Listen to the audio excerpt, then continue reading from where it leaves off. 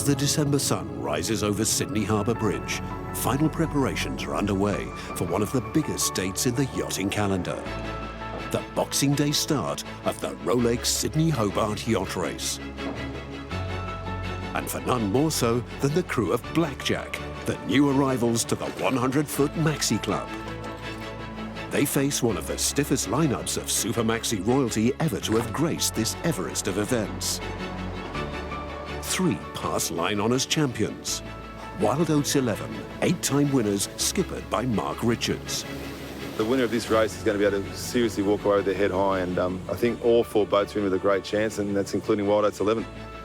Comanche, winners in 2015, this year sailed under the new ownership of Jim Cooney as LDV Comanche.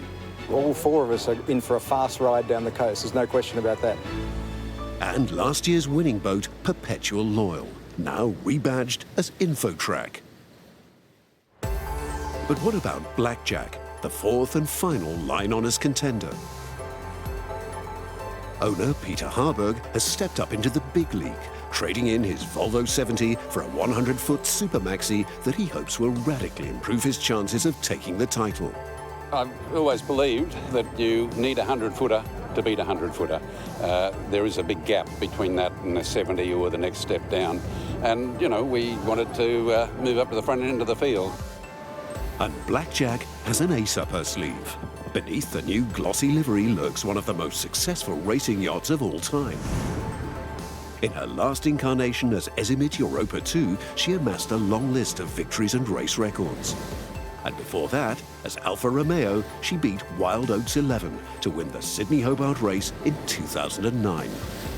This boat's a sister ship to Wild Oats. They were both built at McConaughey Yachts at the same time, and essentially when they started life, they were from the same family. The rivalry between the 2 boats is still pretty solid. Certainly our boat's still the strongest boat in sub 12 knots. We're just going to do a good job of the small things and hopefully the rewards come our way.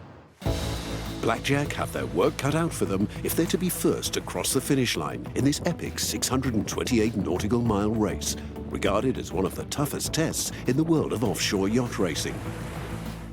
The course takes the 102-strong fleet down the New South Wales coast, across the challenging and tempestuous Bass Strait to the scenic beauty of the Tasmanian shoreline, before encountering the frustration of the often light-wind Derwent River that guards the finish line in Hobart. The race has it all, including one of the most memorable sights in the world of sport, the colour and spectacle of the Sydney Harbour start. Sydney Harbour is at its best on the start of the Hobart race day. It's absolutely awesome. The whole of the nation stops and watches the start of this race. It's not called Australia's great race for no reason. The atmosphere starts before you get on board the boat, for sure. There's this anticipation, apprehension. There's all that last-minute preparation when you've got people wheeling around trolleys. I think one word describes it really well, mayhem. The place is teeming with people. It's crazy. It is sort of organised chaos, if that's probably the way to talk about it. It's people and family and loved ones, you know, that you're saying goodbye to, and you're about to go on a great adventure. You're not sure what's going to happen. The forecast is fair, but it's never fair. There's always going to be action. And at the all-important pre-dog-out weather briefing, there's the promise of plenty of excitement and action as incredibly fast sailing conditions are forecast that could threaten the race record. We've got strong wind warnings, Karen, at the moment for that increase in winds, 20 to 25 knots. We're in for an unbelievable race, there's no doubt about it, on everything we're seeing at the moment. It is a yacht race and it is the weather, so who knows, but it's got everything going for it for an exciting race. It's just the wind strength, the sea state and everything else. They'll be doing 30 knots plus. It's going to be unbelievable.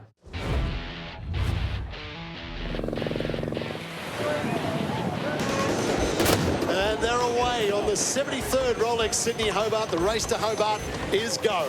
Blackjack, terrific start, midline. Uncharacteristically, Wild Oats XI just sitting back a little bit, caught out a little bit at the start. LDV Comanche trying to put a nose forward.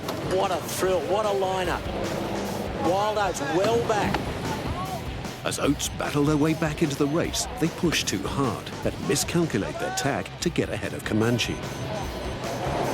What's going to happen here? They've got all the rights, LDV. They're on starboard tack, and Wild Oats has got a tack. Protest here. This is close. Whoa. Protest! Protest, they're calling.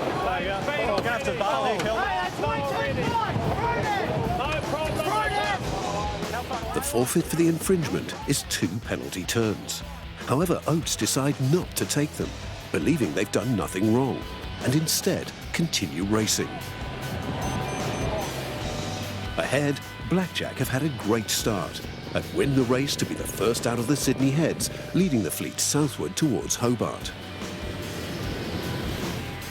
Following the 100-foot Super Maxis, the Maxi Yachts, including last year's overall race winner, Giacomo, now sailing under the American flag as Wizard. And then the medium-sized 50-footers, hoping to emulate Giacomo's success, including Mascalzone Latino, the Cookson 50 from Italy, swelling the international contingent to 27 nations. In recent Sydney Hobart history, yachts in the 50-foot range have fared well in the bid to win the race on handicap. In 2013, it was won by a Cookson 50, and in 2015 by a TP52, Balance. This year raced by Bob Steele under the name of Quest, and once again, a tipped favourite. It's my view that the TP52s are exactly the right length of yacht for this particular race. It fits perfectly into the model.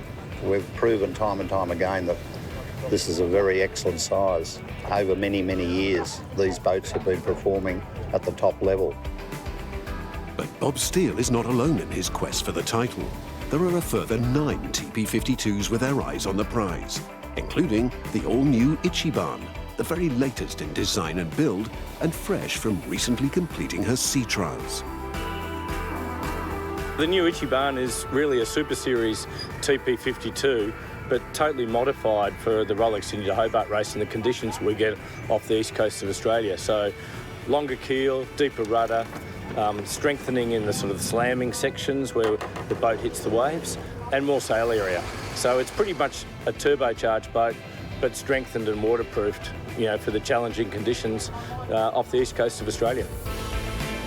And behind Ichi Ban and the TP52s, an array of Corinthian entries, making up this varied fleet, including the classics, the 1930 yacht from the USA, Dorade, and Maluka, the smallest yacht at just 30 feet, eager to take part in the epic adventure that is the Sydney Hobart race.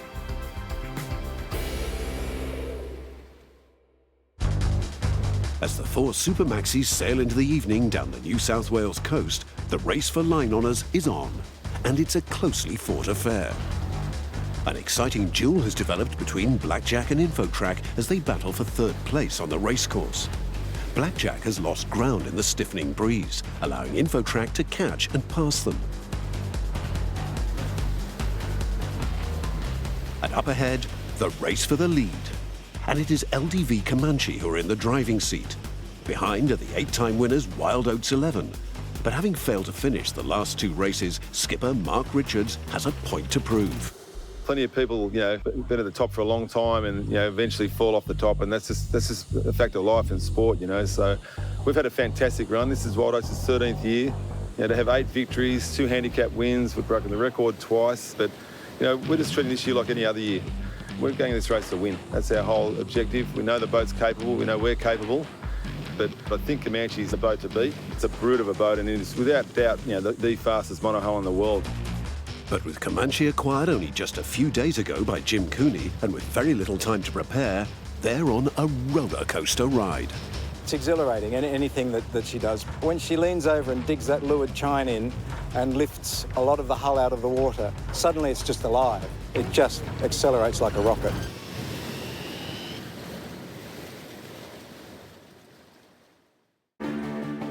As the leaders progress down the New South Wales coast at record-breaking speed, they're rapidly approaching the first of the hot spots on the course, the infamous Bass Strait.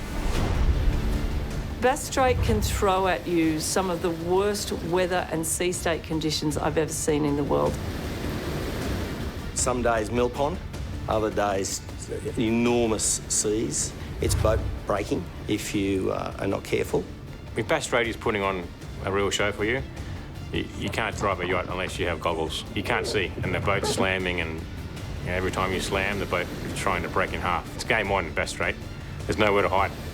It's often so rough because you've got the Southern Ocean and the Pacific Ocean that are up to 3 or 4 kilometres deep. And then the Bass Strait, it all comes up to this little shelf of 80 metres deep where it's almost like when waves break onto the sand. And that's what makes Bass Strait one of the most treacherous pieces of water in the world. When it wants to get angry, Bass Strait gets very, very angry. As the leading maxis pass through the strait, this year it is kind to them. The following northeasterly breeze means the sea state is relatively flat and the sailing fast. With Comanche leading, they're now well ahead of last year's race record. Still in hot pursuit, Wild Oats XI also enjoying the fantastic downwind sailing conditions. And Blackjack, now having won the battle for third. Some 70 miles behind, the medium-sized yachts are making good way on their journey south too. We're a bit over halfway now across the strait. Been surfing all day. It's been absolutely fabulous. Let me have a look at this. And leading the race on handicap, TP52, Ichi Ban. We've made really good progress overnight. We're well into Bass Strait already, which is quite incredible. Speeds, we're doing about 20 knots through the water, and we expect the breeze to build. That's going to be a pretty furious ride. But the concept of a 52-foot yacht as the perfect handicap winning length for an offshore race is not a new one. Back in 1929, a young American marine architect named Olin Stevens came up with a plan for a new racing yacht that would revolutionize the sport. And in 1931, the Stevens-designed 52-foot yawl, named Dorade, was entered into the transatlantic race from Newport, Rhode Island to Plymouth in England. And the rest, as they say, is history.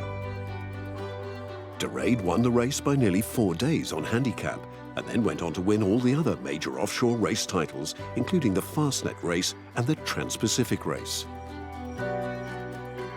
Now Dorade has returned under the ownership of Matt Brooks and Pam Rourke-Levy to revisit past conquests and take on new ones, including the Sydney Hobart. When we acquired her about 8 years ago, she was in decent shape, but she wasn't ready for the ocean. We had to take a year to refit her, but we thought it'd be fun to take her and repeat all those early races. People thought it was crazy and that she was a fine piece of antique furniture that should just sit on the dock and be a museum. And I didn't think that was right for her. I mean, she was built to race in the ocean. That's where she likes it. And why not put her in the conditions so that she can do what she was built for? Dorade has been described as the predecessor of the TP52. She was cutting edge back then, just as Ichi Ban is today. Well, when Olin designed this boat, and he made it 52 feet long, he proved that there is something magical about that scale. The boat is big enough to be comfortable, to be safe, and small enough to be light and fast. When conditions are perfect and to her liking, there's nothing better. It's like heaven on the water. Dorade is a remarkable addition to the varied fleet and very much the guest of honor in this year's race. We've been overwhelmed with the reception we've had here in Australia. They've rolled out the red carpet for us. We purposely want to do new things with her to create our own history. And the Sydney Hobart race is certainly on any ocean racer's bucket list. We want to win just like anyone else, but frankly, we just complete it in good order. That will accomplish something that we think is special.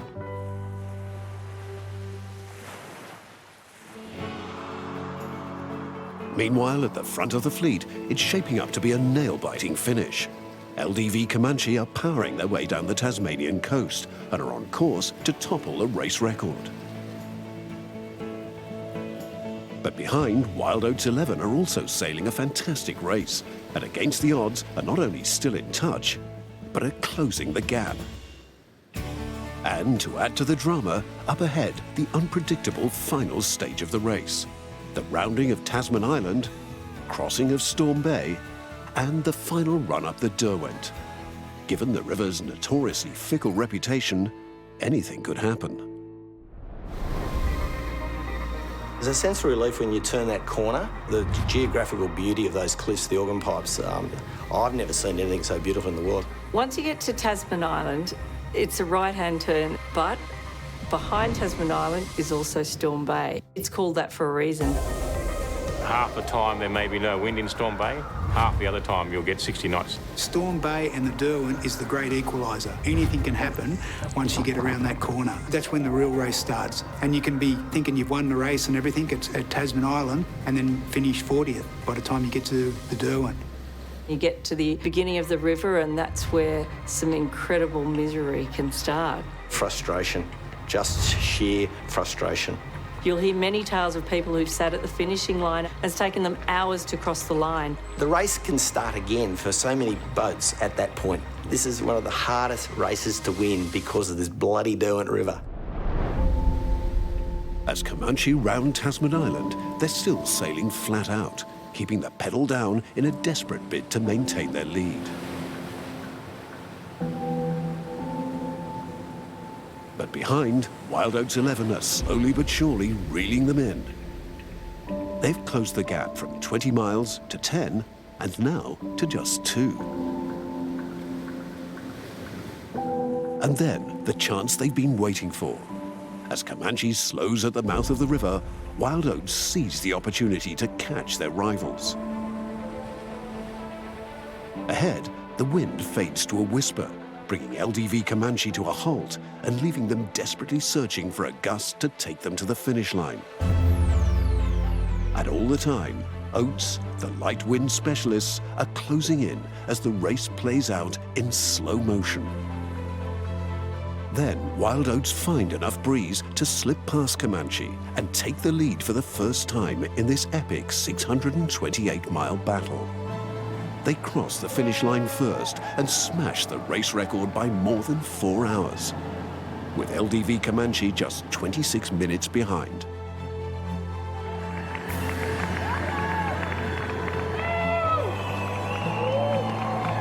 But despite the exuberant celebrations on board Oats, the team face an official protest by Comanche following the start line incident that could threaten the victory. Sportsmanship's a big deal. If that was a blatant infringement, well then obviously, we would have done our turns, but it actually wasn't. And in our mind, we think we were clear ahead, which we were, and if you read the rule book, we did the right thing, so that's all there is to it. This is a world-class race and we're world-class boats, and the foolish action or a misjudgment doesn't have a place in any kind of sport at this level. It's reasonable for me to pursue it, then there should be some accountability.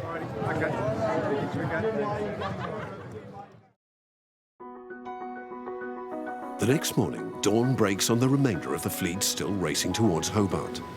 With the line honours title up in the air, the race is on to decide the overall winner on corrected time. Matt Allen's Ichi Ban have been in command for much of the race and are first to reach the river and stake their claim for the Tattersall Cup. But it's not all been plain sailing for Ichi Ban. They've been embroiled in a closely fought duel with fellow TP52 Quest, who now must finish no more than 30 minutes behind if they are to topple the leaders. Safely on the dock, the crew of Ichi Ban are able to reflect on what has been a remarkable race, the fastest ever for the 28-race veteran Matt Allen. What an exciting ride, a joy to sail. I mean, the speeds this boat can do and do it so consistently is just incredible. The most exhilarating sailing I've done, but incredibly wet. There was just so much water coming over. Anyway, we're here, we're in good shape, and now it's a matter of looking at the time and looking at who can actually beat us for the overall win. In the end, Quest finish an hour behind, and their chances of taking the title come to an end. But there are others still racing who could yet challenge for the win.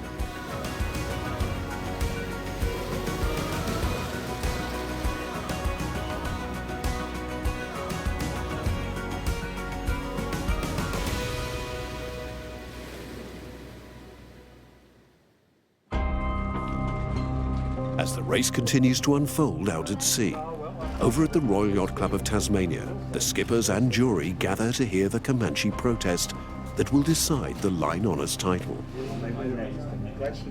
After 3 hours of deliberation, the jury reach their verdict.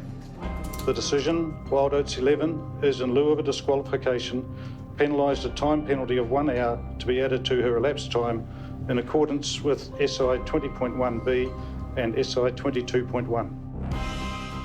The stunning verdict to penalise Wild Oats XI by a full hour means that they're relegated to second place, and Jim Cooney and the crew of Comanche are awarded both the line honours victory and the new race record of 1 day, 9 hours and 15 minutes. No records for the oldest yacht in the race, De Raid, but an historical debut for this Olin Stevens designed classic, writing a new chapter into the yacht's remarkable story. When she was built, this race didn't exist. And, you know, I thought a lot today about whether this was a race that Olin would have wanted to do. And I think he would have. And he probably would have won. I was wondering where you were.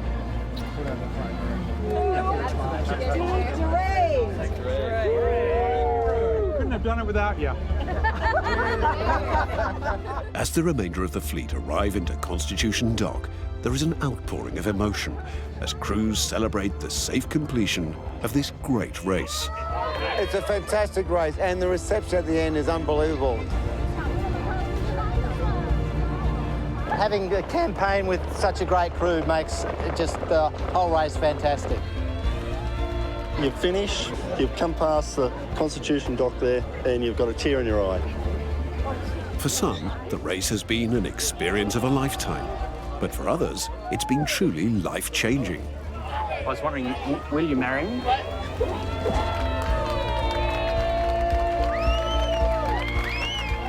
With the arrival of the smallest boat in the fleet, Maluka, it becomes clear that none are able to better the time set by Ichi Ban. And Matt Allen and crew are announced as the overall winners of the 73rd Rolex Sydney Hobart Yacht Race.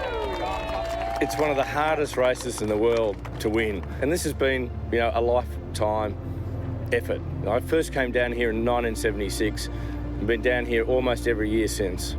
It was just an incredible moment for me to come across that finish line thinking, finally, after so many years, we've got it in the bag.